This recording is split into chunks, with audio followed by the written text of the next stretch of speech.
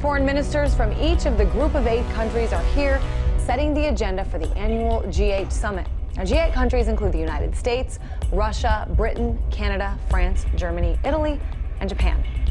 They actually formed in 1975 as the G6. These are all activists, and they are filling the streets, all protesting the G8 and the G20 summit. We want people to know that there are other solutions that are actual true solutions to the crises that we are facing, but those solutions are not being talked about by the G8 leaders. I'm just a citizen of Frederick County, and there's been so much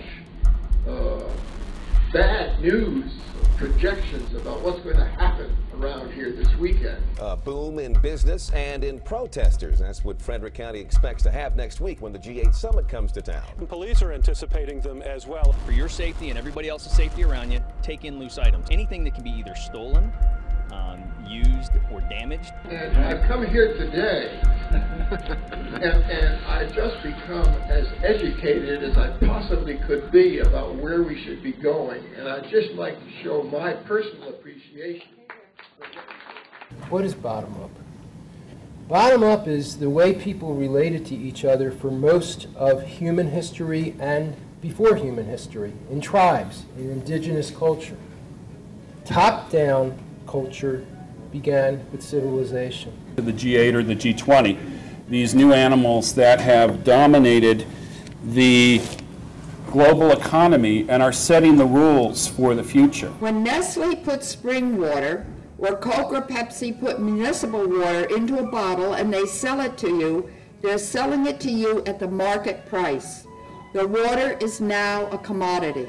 Contrary to popular belief, the problem of feeding the world is not about the need to produce more food in total.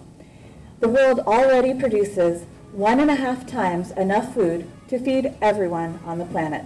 Nevertheless, 1 billion people on the planet are chronically hungry. Top-down is centralized, hierarchical, one-to-many, autocratic, low transparency, little cooperation. It's big, it's exclusive, it's Leviathan. We certainly can do better than having this catastrophic set of economics running the planet.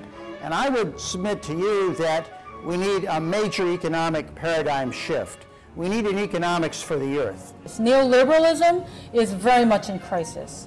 And the question is, what next, right? Now I would say Occupy is right on target, because unless you are confronting, protesting, demonstrating, we are not getting through. There are thousands of people marching in support of the Robin Hood tax in Chicago.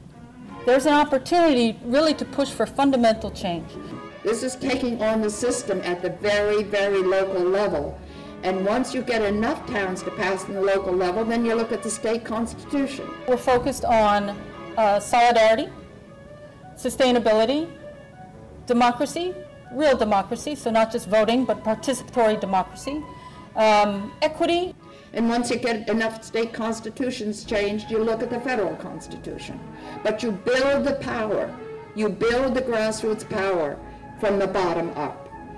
Bottom up is decentralized, it's local, it's horizontal, it's many to many instead of one to many, which is what top down is. It's cooperative, it's interdependent, there's equality, there's transparency, it's small, inclusive, cellular, and connected. In order to make this transition to a more productive, environmentally sound, and economically prosperous economy. So that's the challenge, and that's the debate that's happening. And we have the opportunity to do that as individuals and working collectively.